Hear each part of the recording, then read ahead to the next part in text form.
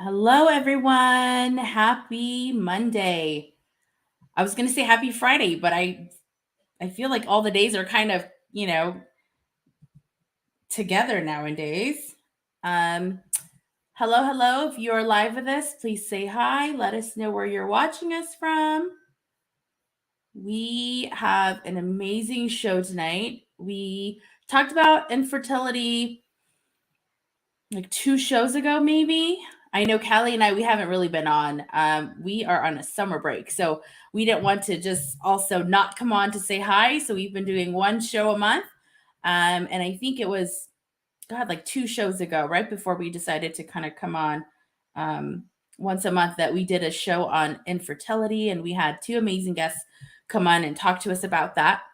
And so today we're going to talk about IVF, what your options are, what is that, what are the costs, all sorts of questions. And we have an amazing guest with us to kind of talk about this topic, which is, as we all know, a bit taboo in our culture. So tag a friend, join in with us and say hi. If you are just tuning in, please let us know where you're watching us from. Callie and I are just going to share this live onto our personal pages. And so if you are joining in with us, please help us share as well. I think this is a very important conversation, hopefully informative as well for those of you who are struggling, and hopefully you can kind of get some answers. We have Dundee here with us. She's going to be talking to us about IVF. And so if you know someone or you yourself, please help us share to get this information out. And we will get started here in a second.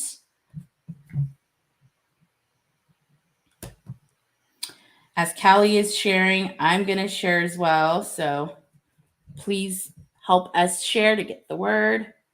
Again, if you are watching us live, say hi. Hello, Hero Mong from Dallas, Texas. How are you? Thank you so much for tuning in.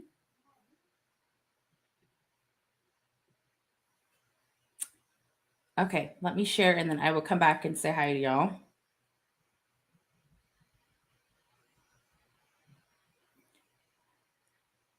Callie, with the new feature, I can switch in between my profiles now, so I won't be sharing into our All That Talk page. Oh, really? I don't know. I don't know if I like that new thing. I don't either. It's kind of different, but at least now I have the option to fix my errors of sharing. That's cool.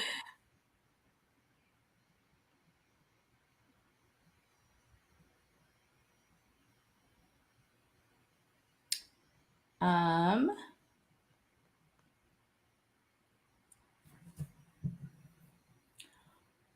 all right. Hi, Ping. How are you? Thank you so much for tuning in. Okay, so if you guys are just joining us, we have an awesome show. We are going to be talking about IVF today. A couple of weeks ago, or at least a month and a half ago, we had a show on infertility, and we had so many women writing us and telling us about their stories of infertility and the things that they've tried. And so we wanted to talk about IVF, as that is definitely one of the options for infertility. And we just felt that this is a conversation that a lot of people are probably silent about, and we want to make sure that we provide a safe space to kind of share experiences and just information if we have any. And so if you know someone, please tag them or share this with them, share this live, or at least help us share it now, so at least it's reaching your network of people. I believe that this is a very important conversation. I know a lot of us, we either know someone who are having, infertility, or at least one or two people in our actual network that have that, right? But we don't really talk about it. And so I'm excited about this conversation and just kind of learning more about IVF, and honestly just learning more about Dundee and her experience. So Callie, if you're ready, let's introduce her and get things started. Yeah. So we're very lucky to have Dundee reach out to us actually and share her story, which we love. A lot of times we tend to go and try to find stories or people who will be willing to come on. And she was gracious enough to share her experience because we did have that episode. And these are the kind of things that we really do want to talk about more and bring to light, because I think a lot of times we suffer alone and we feel like we're the only one going through it, or we don't even know that there's an option, or we feel like we don't know Where do you anyone. start? Yeah, and Mhm. like what to do, and then all the stigmas that may come with it too, right? Because Yeah. I think that in our community, sometimes when you don't know about something, then a lot of people tend to make assumptions or have theories, and you might not feel supported in knowing that there's other options out there if you are struggling with infertility. And so today we have a Dundee, and she has struggled with infertility for 4 or 5 years before she was able to conceive. And she spent some money on this. And so that's one of the questions that we are going to have. And her son just actually turned 5. I think 5, was it 5 or 6, Mhm. just yesterday or the day before, right? I think he Yeah. just had a birthday. And so such a great story to hear, and really looking forward to learning more. If you have any questions during the live, please post it up. I feel like I'm struggling because it's been a month since we've done I this. I don't know know. what to Put do. it in the comments. We promise we will try to get to it as soon as we can, or when we see it pop up and there's a break in between our questions. Yes, exactly. So we are going to bring her on with us right now. Hi, Dundee. You're muted, my friend.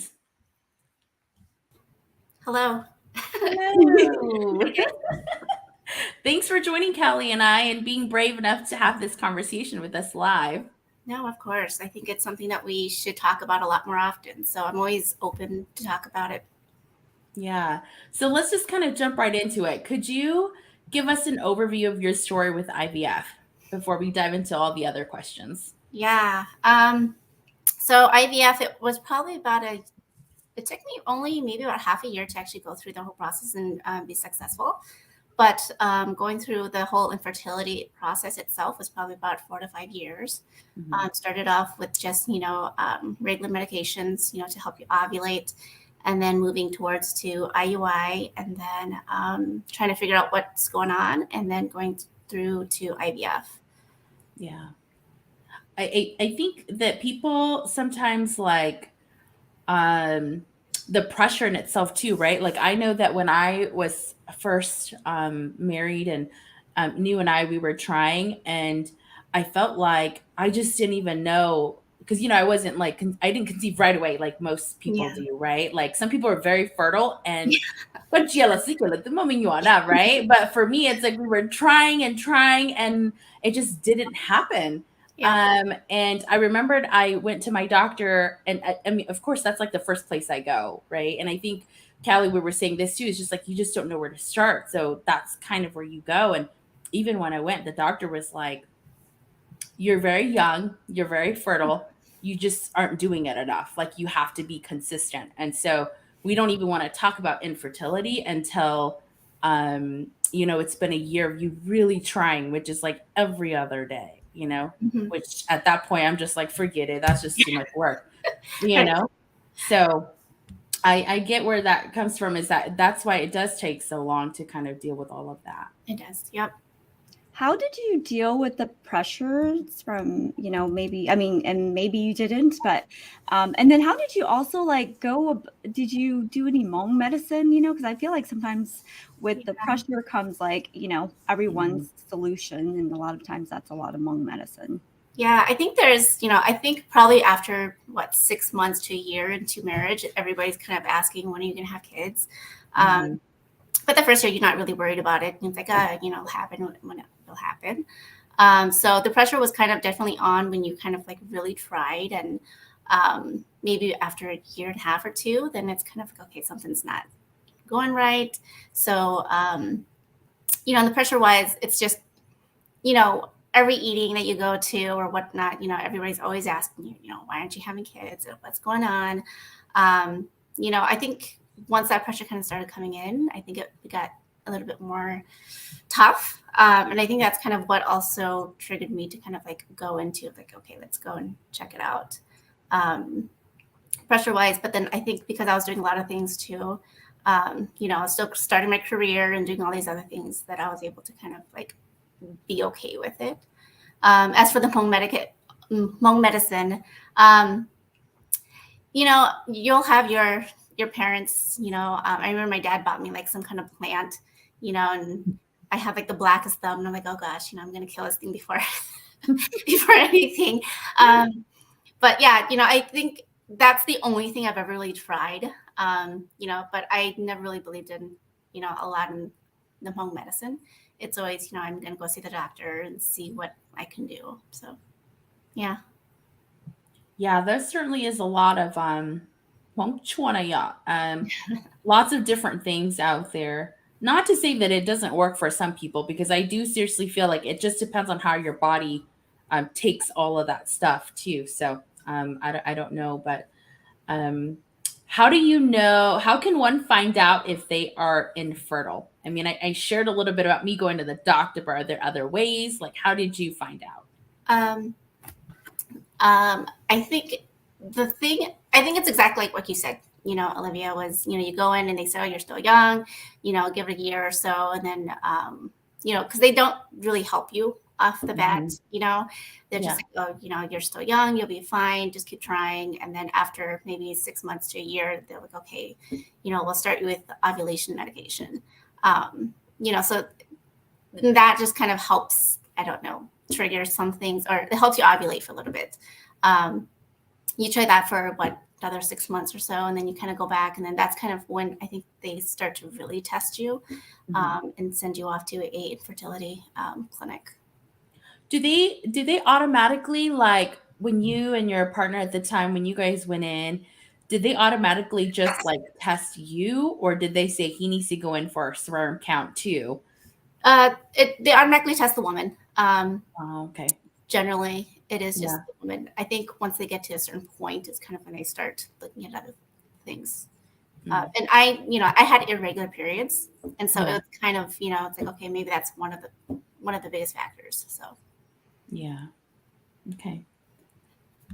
So it seemed like you said you did IUI and then IVF. So it seemed like you were pretty sure about, you know, like your options. Were there other options that you looked at, like thought about, considered? No.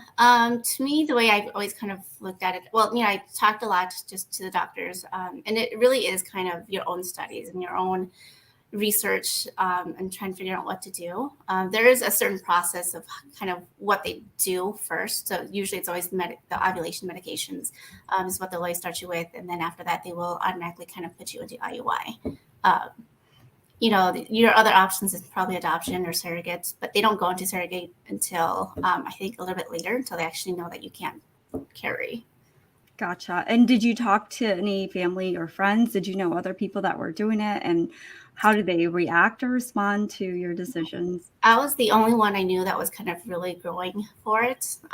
You know, I knew couples who like were trying, were kind of in the same boat, but probably didn't take the initiative to go and check out, you know, what was going on, and what they needed to do. Didn't really reach out to them and, you know, talk about it, just because I'm the only one who knew that was actually like, you know, going to the doctor and researching and seeing what my options were.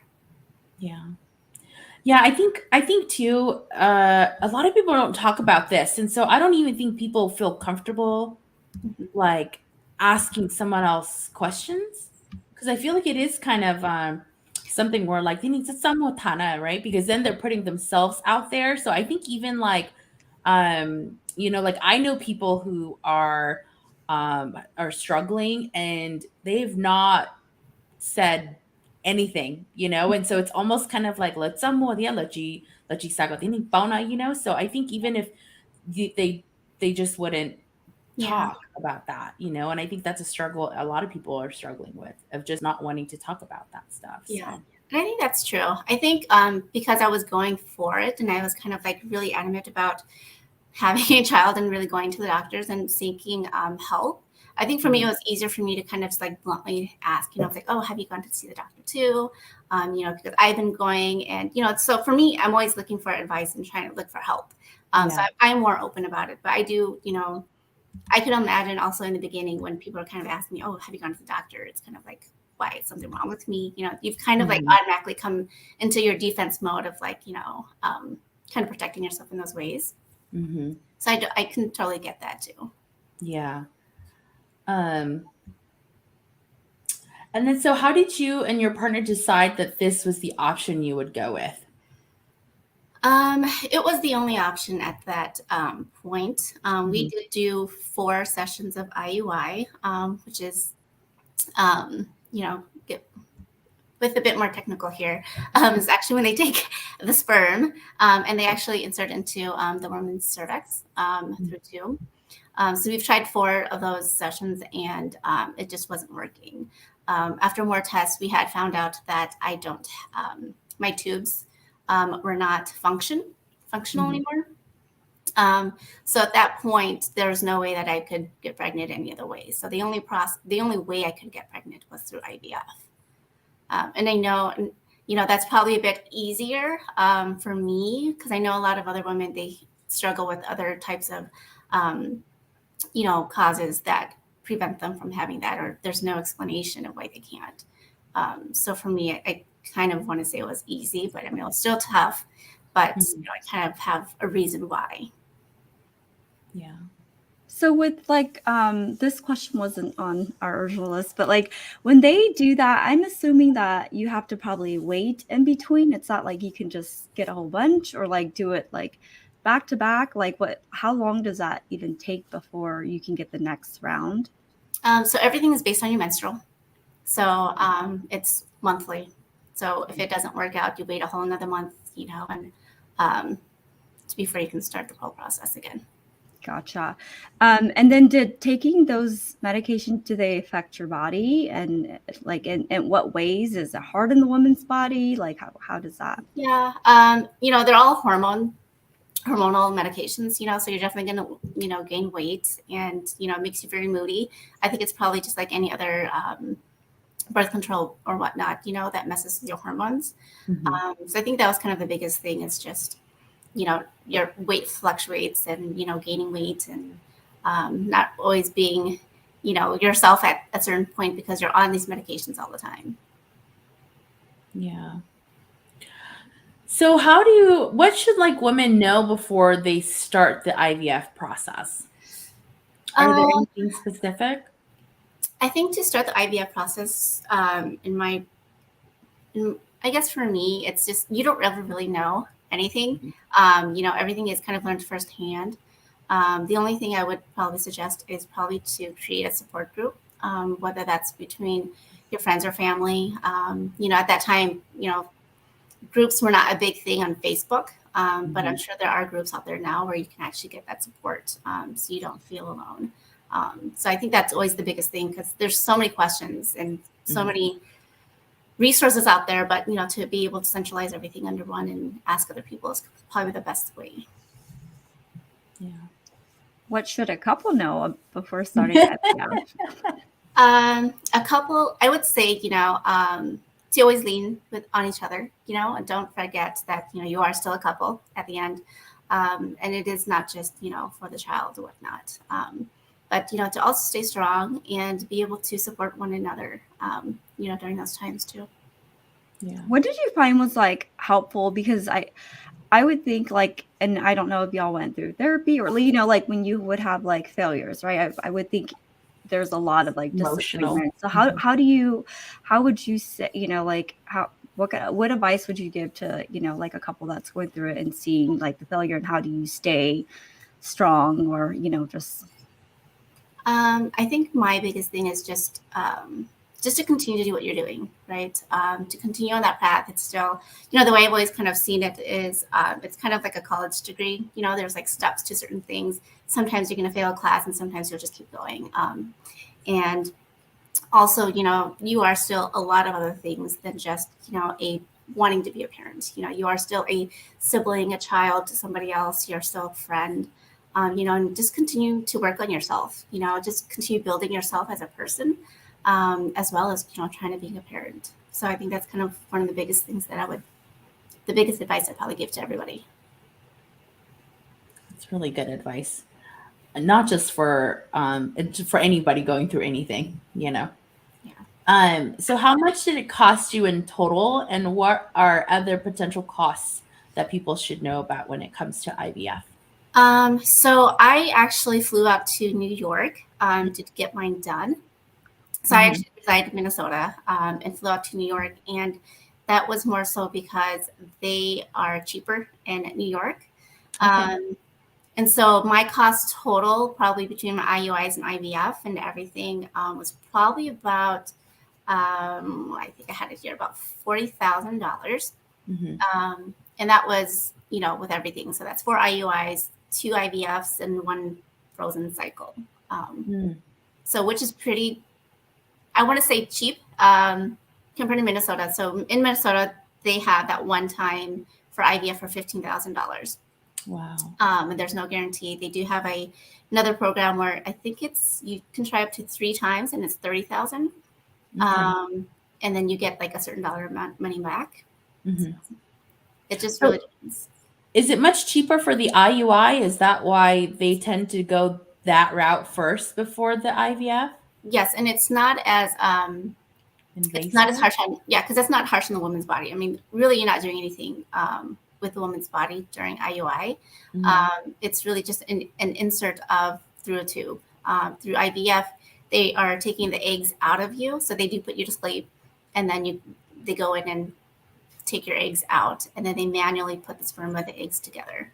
Okay, gotcha. So obviously then New York would be a really good state to go to because it's a lot less, because you did all of that for $40K, whereas in Minnesota it's $15,000 per one. Yes, for one. Pretty much like per month, right? Because you're saying that it's monthly. Yeah, I mean, if you want to, if you could afford $15,000 a month, yes. Yeah. That's a lot. Yeah, and I think there are other states too. So it's not, I just found New York as one of the options, but I've heard that Colorado and even California may have cheaper options as well, even Mexico. So. And we had a comment on our post when we posted this, and so I'm gonna read it really quick.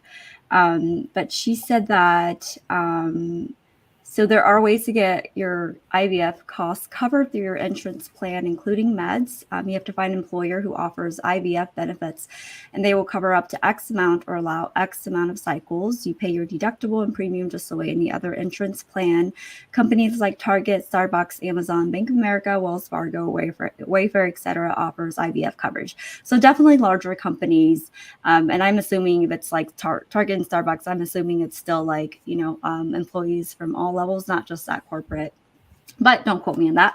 A second way is to move or live in a mandated infertility state. What that means is that there is a state law for most employers, and that employers have to offer IVF coverage for their employees. State of Illinois has this mandate, and their state's marketplace has IVF coverage. As long as you're a resident of Illinois, you can buy insurance through an independent agent or a state's marketplace. Their mandate covers up to 4 retrievals.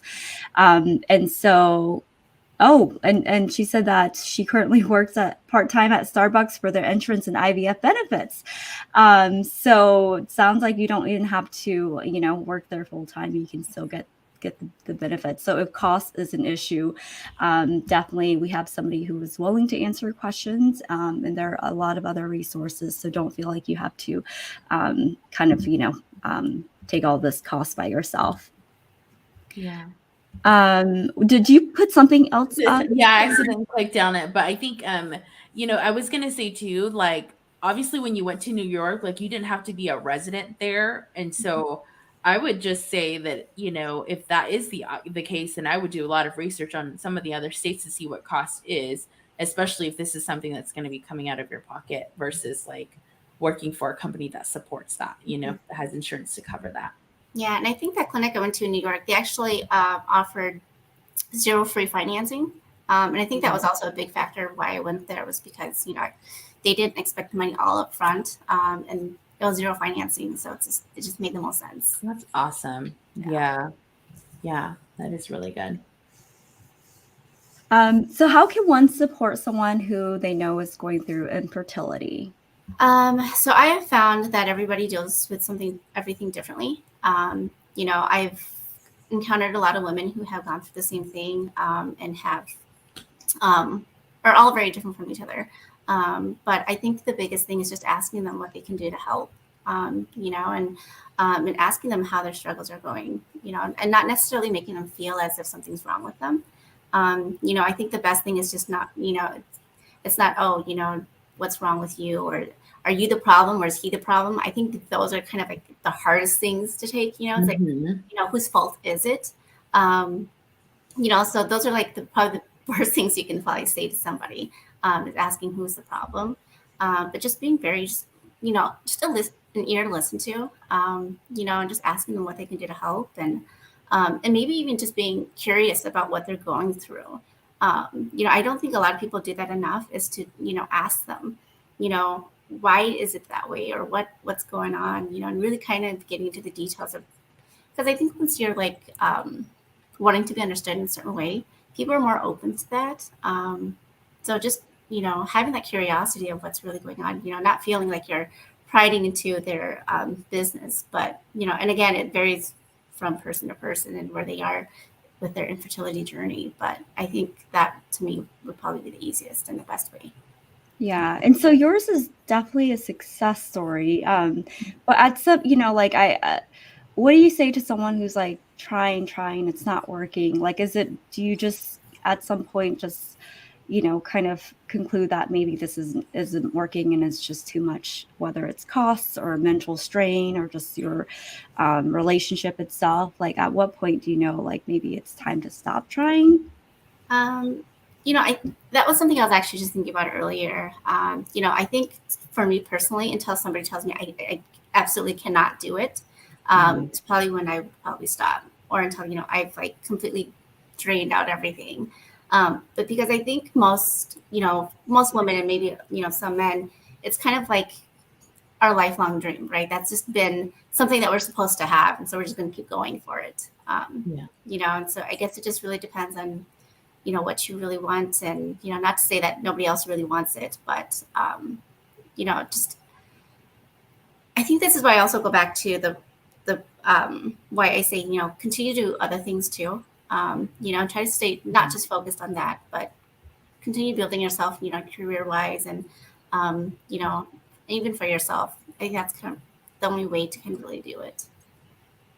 Yeah, I think even in our last a couple episodes ago where we talked about infertility, and I think even one of the guests was like, at this point, like, "Kudu husband, I don't even care. Like, I just want a child that bad that, it's kind of like giving up everything that you have just for that child, right?" And so I love your advice on just kind of like focusing on yourself and continue to work on some of the things that you need to work on in order, to provide that space for when your child does arrive. So there was a question in one of the other posts too, and maybe we can all kind of talk about this, but Tia says, so many struggle in private. So maybe a question to answer is, how do you tell your Hmong relatives that you are struggling?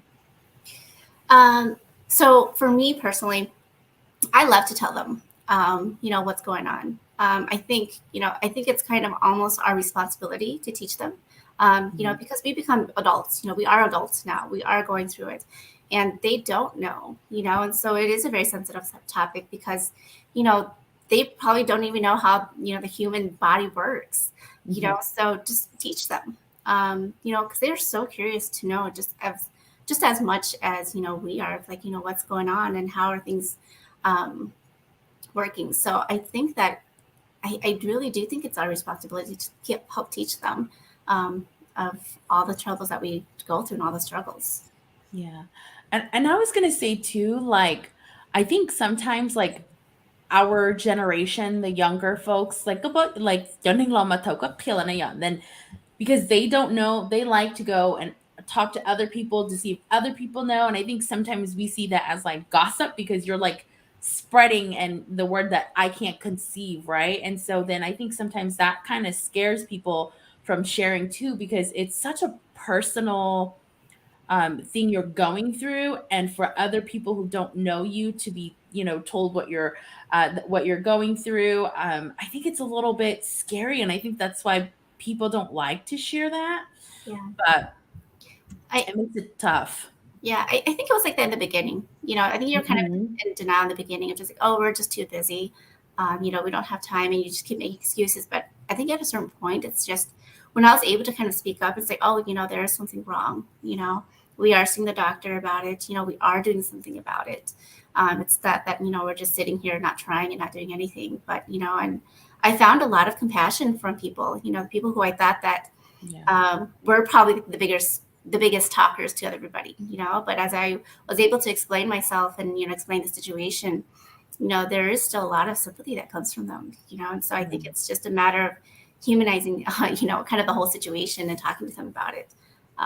I think that's just always been the best way. And so with like IVF, it's still like your partner's sperm, but I would think that there's also other options where it could potentially not be like, right? If it's your partner that is struggling, is that correct? Like, is that called something else? Like, is that more expensive? Like, how does that work? Did you ever look into that or just read about it while you're going through? Kind of like the sperm bank. I think you would probably have to pay for the sperm. Yeah. Gotcha. So yeah, you would probably have to pay additional for it. Yeah. I thought I saw a question in one of the posts that we had, but I'm going to go back and look to see if I can find it. I thought I saw one.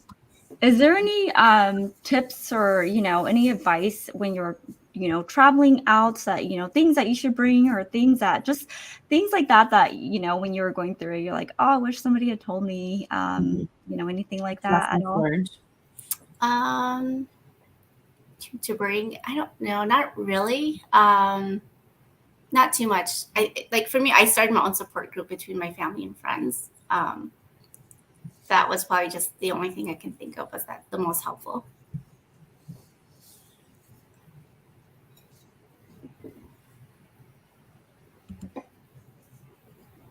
Do you see it, Olivia?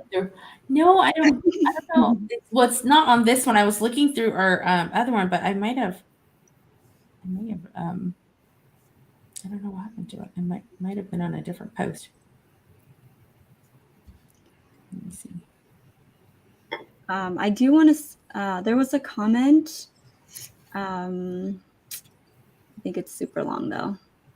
Is this the one that you put up where I think it's Goming who said, yes, a lot of time people don't share their struggling is because most people can't understand what they're going through, and their empathetic responses only discourages the couple. It's important for people who have had successful IVF to encourage, support others they know who are struggling with having children. If you think about it, they're able to sympathize what those people are going through since they went through it themselves, and won't put judgment on them. It's just like in AA meetings. Once you've gone sober, you're asked to help others with their success story and struggle. Very true. Mm-hmm. Yeah. Mine though did have a question on here, and she asks, what sort of questions should you ask about IVF when talking to your doctor or fertility specialist? I think when you talk to your IVF specialist, I guess for me, the biggest thing was just cost, right? I mean, it's such a big part of everything, is the cost of everything. And then also what to expect, and how many tries will it take? I think so. The whole process of IVF, it's literally taking the woman's eggs out and combining that with the man's sperm and then putting it back into you. Sometimes you can get up to maybe 12 eggs, and sometimes you'll just get 1 or 2. So you don't really know. So really just trying to ask them what those expectations are supposed to be, so that you are not going in and feeling like it didn't work for you at all. In the IVF cycle, sometimes you can do the whole thing and not come out with any eggs that were strong enough to do anything, so you spent $5,000 just for nothing really, and have to go through the whole process again. Another thing I would also ask is their medications. I know I spent a lot of money on medications, and half of them I didn't even use. So really asking them, which medications are actually really ones that you really need versus getting a whole bunch and not knowing how much and whether or not you have to use it or not. Do you think they just give you a lot just like to give you as much as possible and just increase your chances, or like why would they give a prescribe so much? To me, it might be different, just because so towards the close of your procedure, you're getting monitoring all the time. So depending on whatever your test scores are stating, they're going to give you different types of medication, different dosage and whatnot. But there were some medications that I had bought that I have never used, or they never told me to even use it at all. So really being really careful on what kind of medications they are putting you on, and which ones you actually really need. And then going back to, you said they can put up to 12 in you? 12 eggs. No, you can probably take up to 20, or I'm sorry, up to 12 eggs out, not to put it in you. Oh, okay. Because I was like, does that mean you could potentially have We're gonna have Octomom here, but isn't that how? Do you guys remember Octomom? Or was that IVF, or what was that? It had to be. I can't imagine that to be all natural. Right. No, actually, when it comes down to it, they would probably not put more than 2 embryos in you, just because it becomes very dangerous for the mom and the children if they're all to be able to work. So. Yeah, because there was a comment, I think, in our post about someone had said, I see a lot of folks like who, or not a lot, but the people that she or he knew had twins through IVF. And so I'm assuming that probably means that both of the eggs kind of worked. And it depends. Yeah, because, it could be from, they could be identical twins or fraternal twins, right? So it could be from 2 different eggs or the egg splitting. But just kind of wanted to give some, background on the eggs and how that works. So, from my experience, when I had gone to do my IVF procedure, they took out actually 27 eggs from my ovaries, right? They took out 27 of them, and then only 17 of those were good enough to fertilize, meaning that they were in, they seemed like they were growing, they were healthy. So they tossed out 10 of them. So they had, inseminated all 17 of those eggs, and then they watched those eggs grow within 3 to 4 days. And some of them, they don't make it. They just die off. So from that 27 went to 17. And then I only had like 9 left that were, and they all have different grades of how good they are. So it's actually very interesting to kind of, see how it all works. And so from those 9, they just kind of watch it, and then they put down, 2 or 3, 2 of them. You can either put 1 or 2 of them in you, and then they just freeze the rest. Is kind of how it works. So it really depends on the health of the eggs or the ovaries and embryos of how everything grows. So it's actually very interesting too. Yeah. So then does that mean when you go to like New York, like you're staying there for, I don't know, like a week, right? It's not kind of. Yep, about at least 4 to 5 days. Yes. So how do they put the eggs back inside of you then? Is it like is it really invasive, or is it just kind of? No, putting it in is not invasive, but taking them out is very invasive. Because really it's just putting it into your cervix, right? Or your uterus. So it's just a small little tube. And then they're just putting the embryo through that tube into the woman's body. Gotcha. And you talked a little bit about cost at the beginning. I know that usually like when I got pregnant, I went, they tell you like what insurance covers and then what insurance doesn't cover. And they kind of actually talk to you about cost like before you even see the doctor. So when you talk about cost with the IVF, do they do that with you first? So you don't go and see the doctor and then pay all this money? It depends. I think, my clinic. So I did start with the Minnesota clinic here. I had paid like what, $350 just for a consultation. Mhm. But in order for them to even start the procedure, you have to have some kind of financing or some sort of, money Yeah. down or something. Yeah. Okay, so we've Shall we got take? some more questions here. Yeah, go ahead. Yep, I was just gonna throw a bad modern woman's Mhm. question. Yep. Do you feel like stress can prevent couples from having a baby? Like it starts to feel like work when they're focused on having a baby instead of being intimate and just bonding? Yes, it is. It is very stressful, but I think this is why it's important to do other things, right? Other than just focusing on trying to have the baby. I think I started working out a lot more, just because a healthier body will just kind of help you have better chances. Um, and I think when you're starting in the beginning, it does become like work because it's what every other day that you have to and whatnot. Um, but I think maybe trying to set time aside of like, hey, I don't know. I don't even know if at that point you even want to set time to do it anymore. So I don't know. Yeah. It goes by your cycles too. So it's not like you're doing it every day. It's between your ovulation period, right? So you might be doing it every other day for that first week or so, and then you can rest. Yeah. I was going to say that I did feel like stress played a huge part for me, especially when we were down there living in San Diego without family members. It was just us, and so we tried, but I think it was just the stress of like not having a babysitter. We're down there by ourselves, and then really wanting to have a baby. And then I think once we moved home and we just knew that it was just going to be very different that we're home now, like literally we moved in at the end of October and I was like pregnant in November, which is crazy, but we've been trying for like 2 years. So I do feel like stress plays a really big part in it because it does feel like work. And that's why earlier at the beginning, I was like, that's just too much work for me. Like I can't do it. So we have a very specific question here. Yang asks, have you done the HSG test before you do any other tests?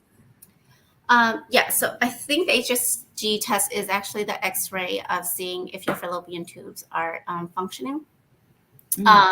Unfortunately, I was already 3 IUIs in, which is what, $12,000 out of pocket before taking that test to realize that it was never going to work, which was very disappointing and very frustrating.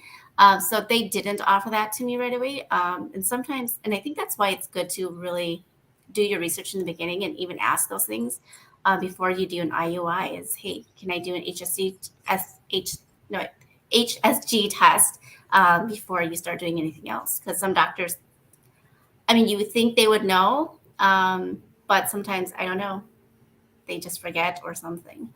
And So, so this question says before you do any other tests. So are there other kind of tests that you should do before you even, look, just like you said, prevent you from, going deeper into, like that's the expenses? only actual test. I mean, they do a lot of blood work just to see, how your hormone levels are.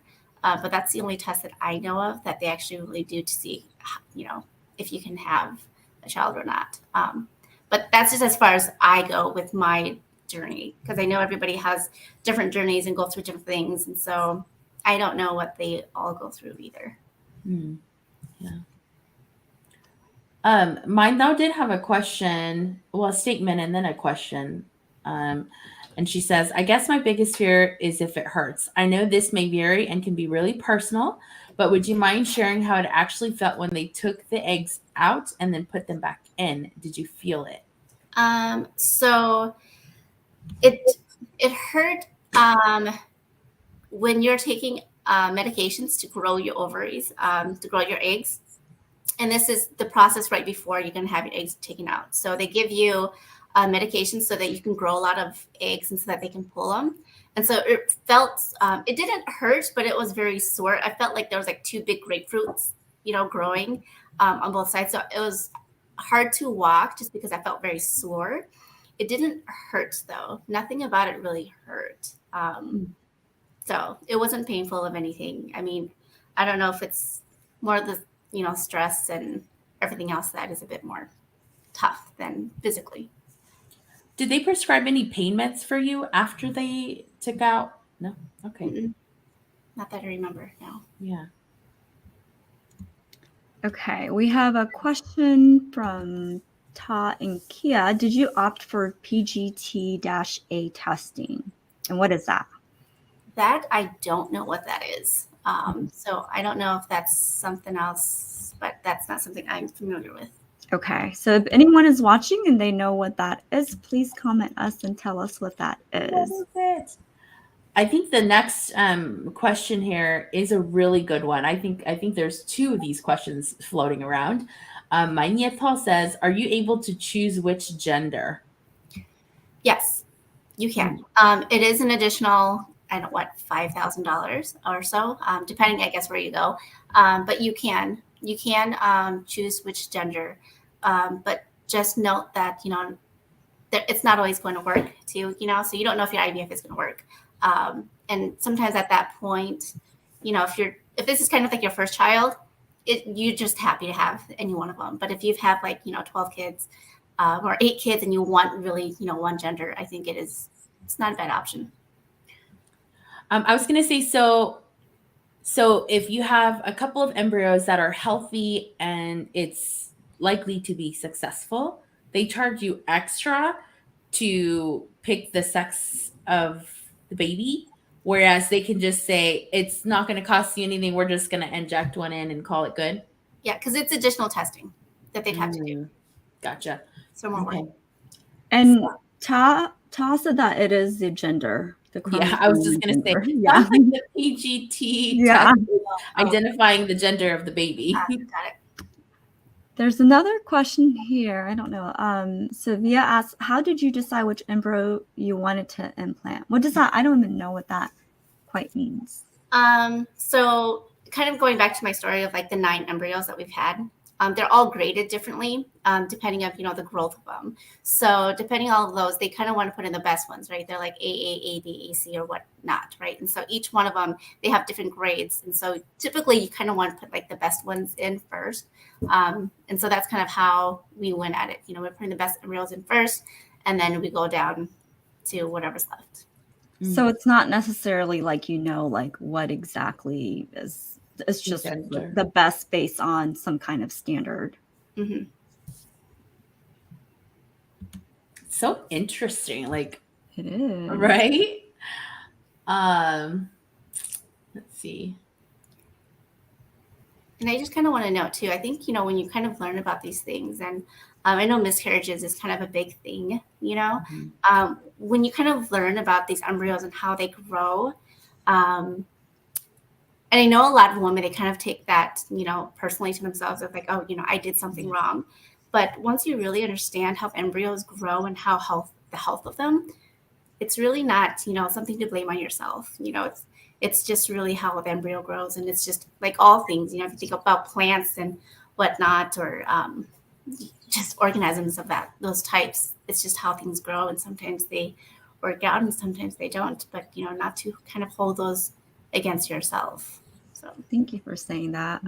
And then Huocho said, hello ladies, this is a great topic. I just wish that there are organizations, fundings that could help with couples that are struggling but can't financially do IVF.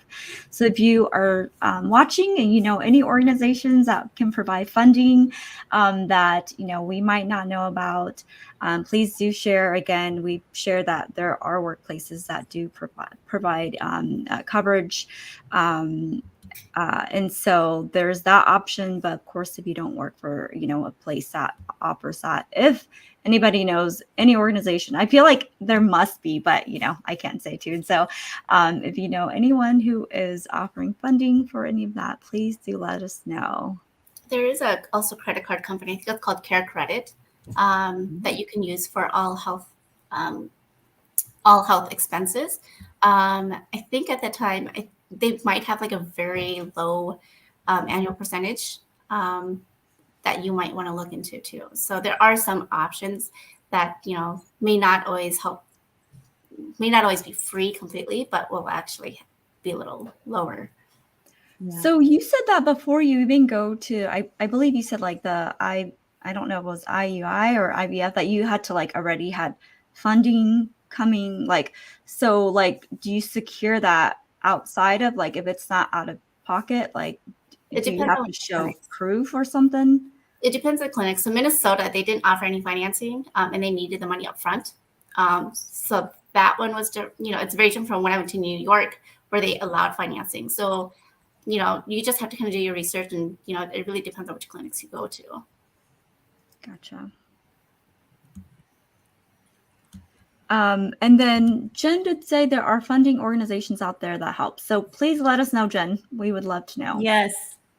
Please Don't put it in the IDK comments. us, okay? Send us the info.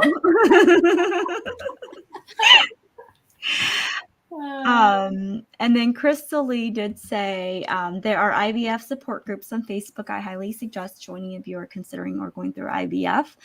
Thank you for sharing that. If there are specific groups, Crystal, please definitely comment. And if there are Hmong IVF support groups too, please definitely let us know. I think that would be nice, especially I think some of the cultural pieces that, people probably deal with would be nice to be able to relate. Yeah. I was going to say, so True, is it True Dai Yang just also commented that not all clinics accepts care credit. So just, I guess, do your research, you guys. Like, I feel like that's so important on the clinics that you want to go to, the physicians that are there, read the reviews, read what type of financial assistance they have available. I think just knowing all of that before making your decision would probably really help for sure. I'm going to put Jen up here again. I did some research a while back when I started my fertility journey, but it's pretty much like a lottery-based scholarship type. So there are some stuff out there. So definitely look those things up if financing is an issue. Yeah. Wasn't there a Hmong couple that recently did like a voting thing on social media for IVF or? Oh, they did a GoFundMe. No, Was I it don't think it was a or? GoFund. It was like a radio station of some sort, and people had to go vote for them in order for them to win it. I wonder if they did win that. So I guess that would be, to look for things like that too. Mm-hmm. And then my Dao said that there is a Hmong PCOS, TTC infertility group. So if you are looking to join a group, and it sounds like that is a pretty broad group, and so go in there and go find your village, go find the people that are going through what you're going through. Yeah, I love that. And I think, Dundee, like what you said earlier, I think way before there were no other groups, right? So I'm glad that there is something now. Yeah. In the morning in Michigan. Yay! Oh, yay! Awesome. Maybe we'll see if they'll come on and talk. Yeah, I know. I went and I voted for them a couple of times because I think it's like one vote per day. But I didn't see any announcements on who the winner was. So that's amazing. Okay, very cool. My dad did have a question up here that says, after your first consult, did you start right away with IVF? How long before you got pregnant? After my first consult for IVF, usually the first consult is always just the finance piece. They talk about more the finance piece than anything. After that, that's when I started doing more research to go out to a different state. So after, I did start right away after that consultation. And then it took me 2 fresh cycles and 1 frozen. So it took me maybe about 5 months from medication and trying 3 times before I got pregnant. So. All right, please ask your questions. We have 6 more minutes, and so we definitely want to, Dundee's been super great about answering these questions. And so if you have any questions or anything else to share, any comments, please let us know. I'm really grateful for Dundee for being here, and just sharing your experience. And I think making people feel not so alone as they're going through their journey. And so really, really appreciate that. Dundee, what is the best way for people to connect with you? Can people reach out to you and ask you questions? Yeah. You guys can always just find me on Facebook. Pretty easy to find just through here. But you guys can always just reach out to me. I'm always open to answer any questions or give any advice as much as I can. Yeah. I want to ask you, so like once you get pregnant, do they do blood work and then they test you, or do you find out because you've had a missed period, or how did you find out that you were pregnant through IVF? So usually it's just the regular, the test kits. And then after, I think it's like day 12 or 14, you go in to do blood work. And then you do blood work, I think, for like that full month, just to make sure that this HCG or I can't remember what it's called, but as long as the blood work is going up higher and higher to prove out that it's a successful pregnancy, then they let you go off. Nice. Pregnancy. Yep. Yeah. Is there any parts of your story that you haven't shared that you really want to share? Anything just that people often ask you about? No, not that I could think of off the top of my head. But for those who are going through it, just continue to keep going. Continue to keep building yourself. Because I do believe that it is your positive energy and your vibes that kind of helps you get through it, so just keep doing what you can do and it will happen, and it's all worth it at the end. I promise you, it is all worth it, and you forget about all the pain and all the money you put into it. You forget everything. It's just worth it. So keep going. Yeah. Yes, and your son is so cute, so very, very worth it. So perfect. Momo said, what's the difference between IVF and original way after knowing that you're pregnant? I think you kind of answered that, right? It's pretty much the same after that. You just same. Yep. And then Mindal did say, how long do they keep your embryos, the ones that you don't choose? So my clinic out in New York, we can freeze them. I don't know for how long. We can probably use them forever. But you just pay an annual fee just to keep them frozen. Yep. So I'm assuming they can probably be frozen for a long time. Yeah. Yeah. Do you know what the annual fee is? I mean, I guess it's different at every clinic. Yeah, it's different every clinic, and it's gone up. I think it was like $250. Now it's like $350. So a year. Yeah, which isn't too bad, No. Yeah. After all that money you've been spending, it's like that's like pocket change for a K, right? Let's see. Via said, how many more rounds? So I'm I don't know if that means, maybe I don't know if they were watching the whole way, but you did 3 rounds of IVF when you did it. So, right. Do I plan to have? Well, because that's the only way I can, have children, because I want more, I would probably, I don't know, go until I can't. I'm getting older too, so we'll see. I might end up adopting, if anything, towards the end. Yeah. Yuming asked the question, but I think you already answered that. Do you plan to have more in the future? Oh, wow. So Gomenku says, my clinic kept our eggs frozen for 11 years. Wow. $700 a year for us that we paid for 11 years. We finally used our last eggs this year. Oh, wow. That's amazing. Yeah. Yeah. 700 versus your 250 is a big difference. You can actually transport those to a different clinic too if you want to. Yeah. Wow. So that's another option. If it's 700 a lot. Yeah. That's so good to know that you can, after going through all of that, I would think, you might as well keep some or something, but good to know.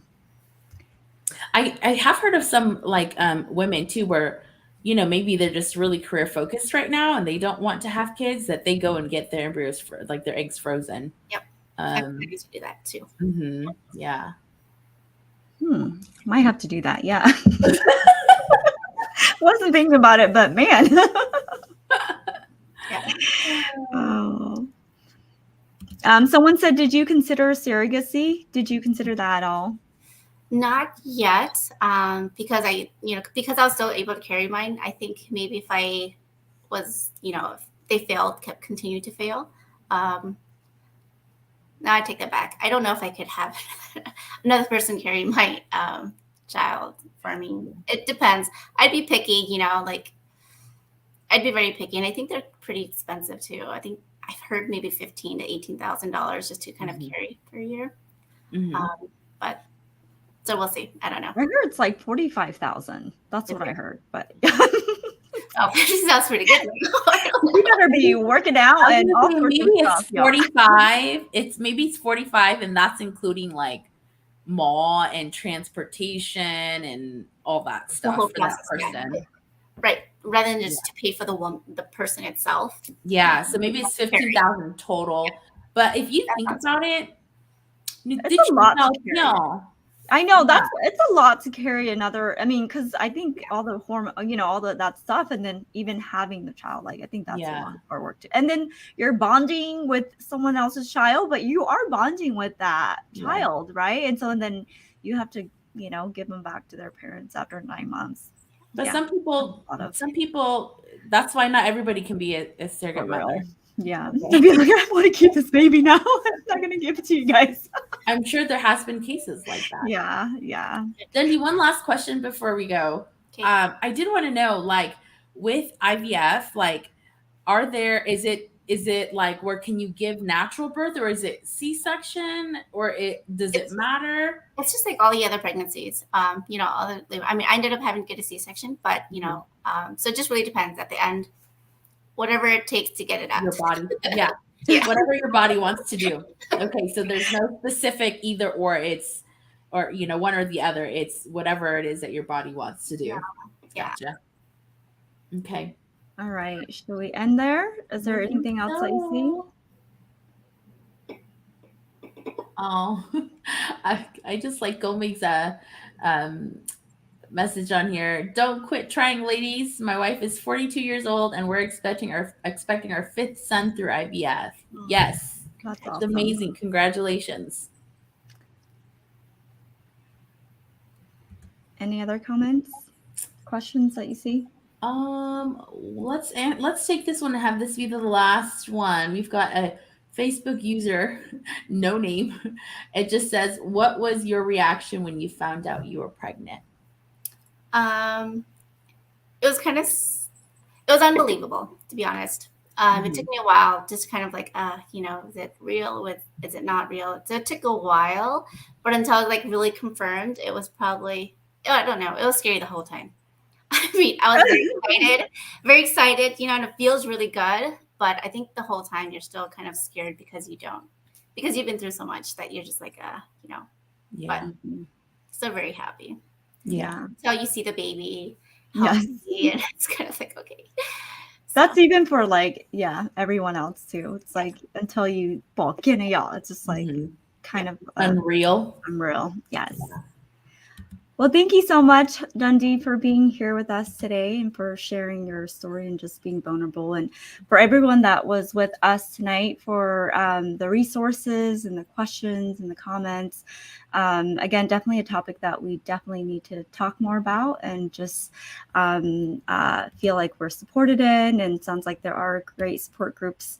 And if not, then create your own, like Dundee, take that initiative and just create your own of the people that you need in your life to keep you in that journey. And so, we look forward to seeing y'all again next time. Have a good night. Yes.